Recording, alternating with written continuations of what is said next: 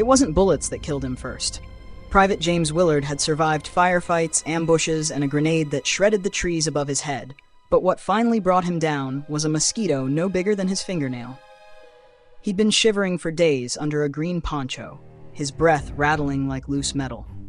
The jungle around him hummed, hissed, and laughed, as if the earth itself was mocking the most powerful army on the planet. In 1967, deep in the Mekong Delta, the U.S. Army faced an enemy it hadn't trained for. It wasn't the Viet Cong, it was the air, the mud, the leeches. It was the way your skin never dried, how your boots filled with fungus, how something invisible could crawl into your blood and erase you in a week. Every vine looked like a tripwire, every drop of rain like a warning. The American war machine came with helicopters, napalm, and million-dollar logistics. The jungle came with silence and patience. We had M16s, one veteran recalled, and they had mosquitoes. They won. In Washington, maps were drawn in straight lines. In Vietnam, those lines drowned in swamps. Soldiers learned quickly that the jungle was alive, not metaphorically, but literally. Trees hid eyes. The ground ate your boots. Ants invaded your rations. Snakes slept in your helmets. Even rest was an illusion. The buzzing never stopped. And so the myth of American invincibility began to rot, quite literally, in the tropical humidity.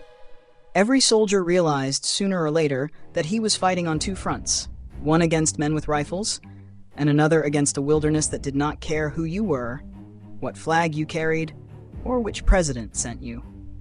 The Vietnam War, they'd later say, was the first war America fought and lost against nature itself. The Vietnam War is often remembered through the lens of geopolitics. Communism versus capitalism, domino theories, containment strategies. But on the ground, the real enemy wasn't ideology. It was entropy. For American soldiers, Vietnam was not just another theater of war. It was a biological trap. The jungles of Southeast Asia didn't simply host the conflict. They absorbed it. Every breath carried spores. Every scratch risked infection. Every river hid diseases older than empires. By the time a soldier fired his rifle, he had already been ambushed by the environment itself. While generals in Washington measured progress in body counts, the troops in-country measured survival by the number of days they could go without collapsing from fever. Nature, indifferent and merciless, punished arrogance with precision. This was the war that military textbooks never prepared them for, where weapons jammed from humidity, boots rotted in mud, and antibiotics lost to bacteria faster than any enemy assault. Vietnam was not a battlefield. It was a living organism, evolving, breathing, resisting. And America, for all its firepower, never stood a chance against an enemy that could not be bombed, bribed, or reasoned with. Before they were soldiers, they were sons of America's suburbs. Clean lawns, baseball fields, soda fountains, and the quiet hum of certainty. Most had never left their hometowns. They grew up believing wars were won by courage, discipline, and technology. In their world, the environment was something you controlled, not something that could kill you. Basic training in Fort Benning or Fort Bragg could turn a teenager into a marksman, but it could not teach him how to breathe inside a jungle that choked you slowly. The manual spoke of strategy, honor, and chain of command, not about how to stop leeches from sliding into your socks or what to do when your skin began to rot under the straps of your rifle. When the first waves of draftees landed in Da Nang, they carried Hollywood images of valor. What they found was a heat that felt like punishment. The air itself clung to their lungs. The soundscape never rested. Insects, frogs, rain, rot. A constant orchestra of discomfort. It was like the earth was sweating on you, one Marine wrote home in 1965. You couldn't dry off. You couldn't think. You just kept breathing and hoping you wouldn't melt. The irony was cruel. The U.S. Army, with all its intelligence reports and field manuals, had studied communism, not malaria. The Pentagon had maps of enemy strongholds, but no plan for trench foot, dysentery, or the silent ambush of jungle fever. In that unforgiving ecosystem, rank meant nothing. The jungle didn't salute colonels or care about medals. It stripped everyone equally, flesh, pride, and illusion. A lieutenant could collapse in the mud beside his men, his skin turning yellow from jaundice, his weapon rusting into useless metal. Slowly, the myth of American control dissolved in the monsoon air. Soldiers stopped shaving, stopped caring about their uniforms. Their rifles were cleaned obsessively, but their minds began to corrode. Letters home shrank in optimism. The words fine, safe, and soon disappeared, replaced by silence or by the bitter humor that kept them sane. By 1967, the American soldier had learned one undeniable truth. This was not a war of ideology. It was survival, a daily negotiation with nature where losing meant fever, rot, or madness. While soldiers drowned in sweat and fever, the war rooms in Washington remained air-conditioned and clean, sterile environments where the jungle existed only as a green smear on a map. To the architects of war, Vietnam was a chessboard. To those who fought it, it was a swamp that ate the pieces, yet the gap between those two realities only widened with time. General William Westmoreland, the commanding officer of U.S. forces, was obsessed with metrics. Body counts, sorties flown, enemy territory cleared. His war was mathematical. His battlefield was statistical. "We're making progress," he declared in 1967, while entire battalions were being evacuated due to malaria and jungle rot. The Pentagon listed them under non-combat attrition, as if the environment itself were a minor inconvenience, like a supply delay. But nature wasn't a delay. It was a decisive force. According to U.S. Army Medical Department records, up to 70% of American troops in certain divisions contracted malaria during their tours. Foot rot, heat exhaustion, skin fungus, and dysentery made more men unfit for combat than enemy bullets. The jungle didn't shoot. It dissolved you. Military memos spoke of retraining morale and rotational relief. Doctors in the field spoke of despair. Captain Robert L. Smith, a medical officer stationed in Quang Tri, wrote, "You could smell infection before you saw it. A man could lose a toe in a week, then a leg, then his mind." The American command structure, forged in the logic of industrial war, couldn't comprehend an adversary that didn't obey physics or politics. You could measure enemy casualties, but not humidity. You could bomb a village, but not the mold that grew overnight on your rifle stock. When the first reports about environmental degradation reached Washington, the response was not empathy, but arrogance. Rather than adapt, America sought to dominate the terrain. Defoliants, bulldozers, fire. If the jungle was the enemy, then the plan was simple: kill it. Thus began the slow birth of one of history's darkest military ideas, to wage war not just on people, but on the planet itself. A decision that would echo far beyond the war, staining generations to come, and proving that the first casualty of arrogance is always foresight. By late 1966, the United States had declared war on more than just North Vietnam. It had declared war on the jungle itself. Operation Ranch Hand was born, a campaign that aimed to strip away the Viet Cong's cover by drenching the forests of Southeast Asia in chemicals. The weapon was Agent Orange, a defoliant so potent that it could kill trees faster than napalm could burn them. The logic was simple, brutal, and quintessentially American. If the jungle is hiding the enemy, remove the jungle. C-123 aircraft swept across the green canopy, releasing orange mist that fell like rain, silent but lethal. Within weeks, the landscape withered. Forests turned gray, rivers died, birds fell from the sky. American propaganda framed it as technological superiority. In reality, it was desperation disguised as innovation. But even as Washington celebrated its new solution, the soldiers on the ground were living through a different war. One that no spray could sterilize. The humidity chewed through uniforms, corroded ammunition, and blistered skin. Boots, soaked for days, became breeding grounds for fungus. Soldiers lit small fires under their feet just to dry them, often burning themselves in the process. One platoon developed a dark ritual. They called it smoking your feet. Ants invaded MRE rations. Snakes slithered into helmets left overnight. Leeches found their way into ears, groins, and wounds. "We were decomposing before we were dead," one Marine recalled. Everything, our food, our skin, even our guns, was rotting. The Viet Cong, accustomed to the terrain, watched from the shadows. They didn't need to fire. The jungle did the fighting for them. A fever could erase an entire patrol faster than an ambush.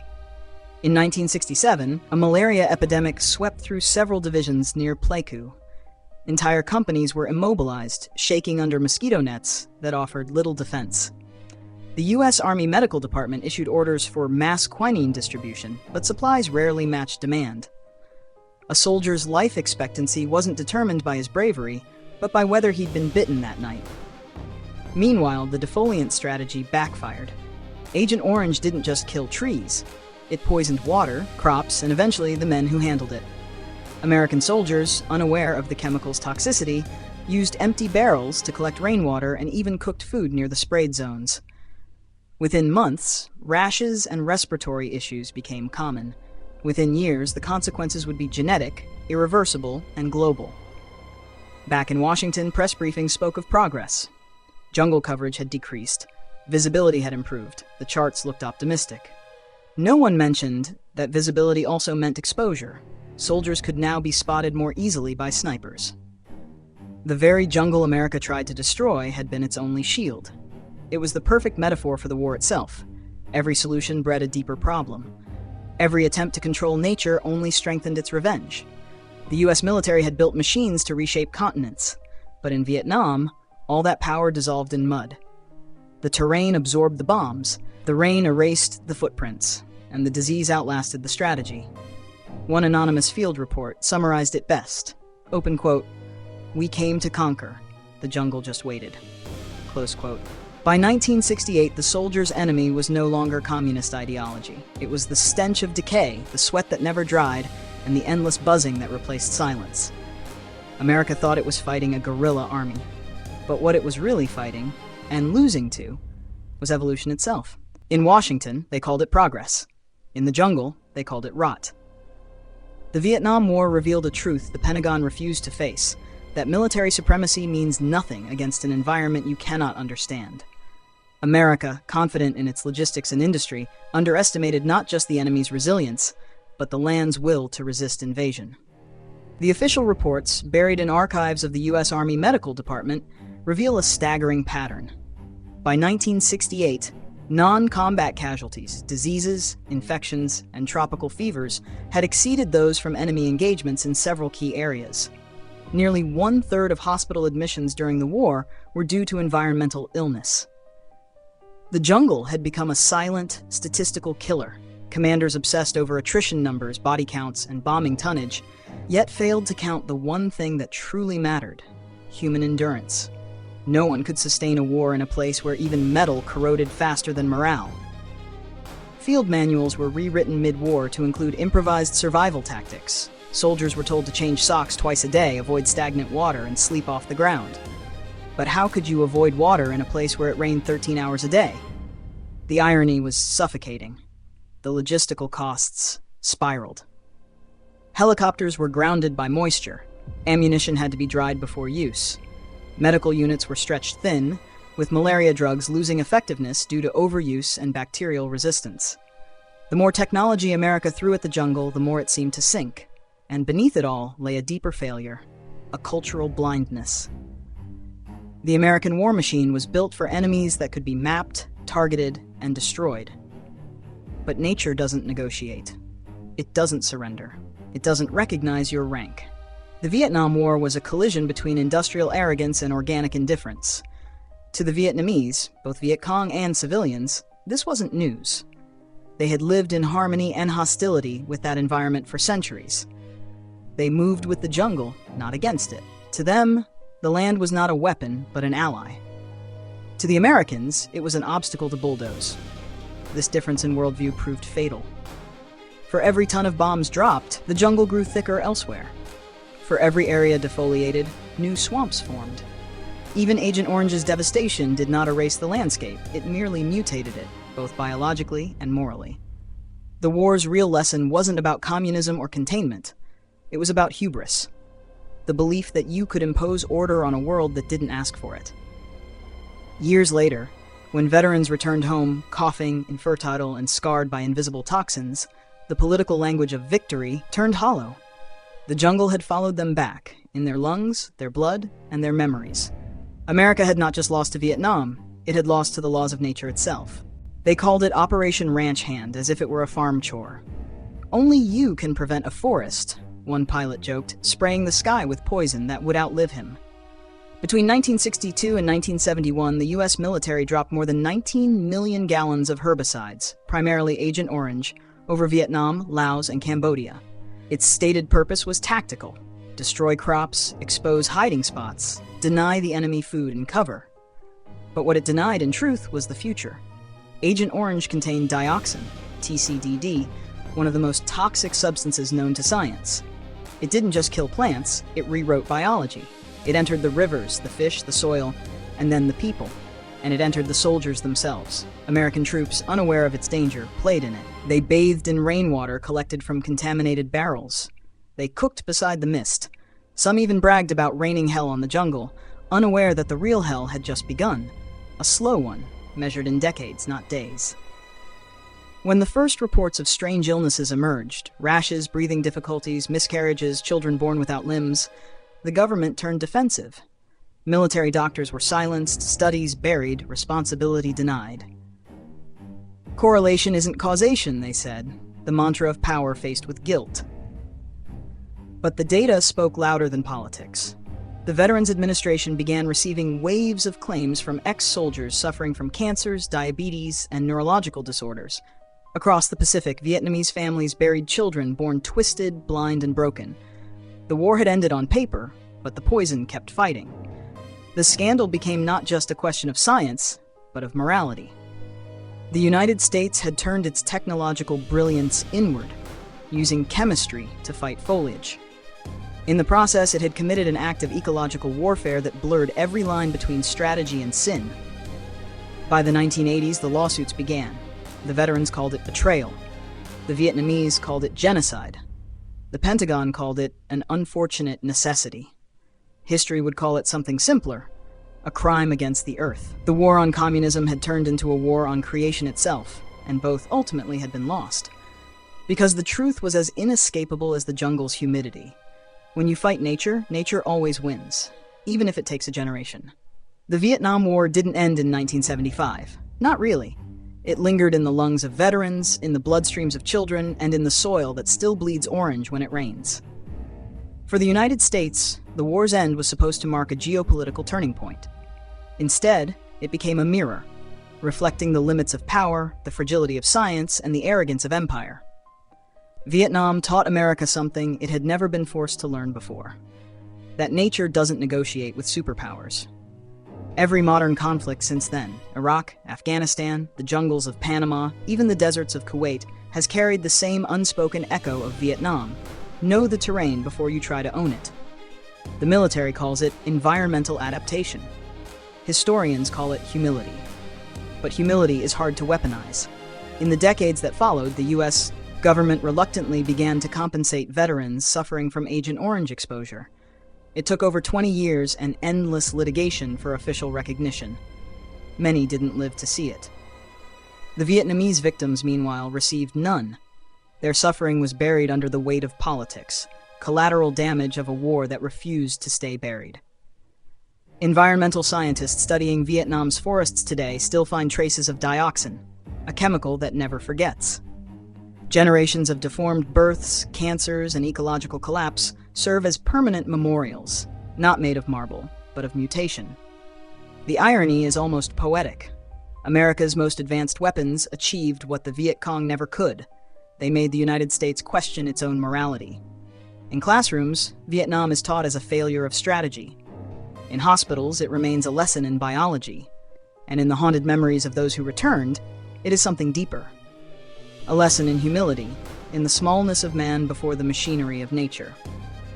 The jungle, it turned out, didn't just fight back, it remembered. And as every new generation of soldiers prepares for its next necessary war, the ghosts of Vietnam whisper through the heat, "Don't forget the sound of the insects. They were the first ones who knew you'd lose." In the end, the story of Vietnam was never about communism. It was about hubris, the belief that technology could outthink biology, that power could outlast nature, that ideology could bend the laws of life itself. The American soldier entered the jungle believing he was bringing order to chaos. He left realizing that chaos was never the enemy. Pride was. The real battle was not between the Viet Cong and the US Army, not between democracy and Marxism, but between man and his illusion of control. The jungle didn't need to hate. It only needed to exist, endlessly patient, endlessly alive. When the monsoons came, they washed away footprints, flags, and intentions alike. The insects kept buzzing. The vines kept growing over burned soil, reclaiming the scars left by bombs. Nature, indifferent as ever, simply continued, while the men who once tried to dominate it carried its memory like a fever that never broke. Today, half a century later, the photographs remain. The helicopters, the mud, the eyes of young men staring into a green infinity. But the lesson hides in those eyes, not in the textbooks.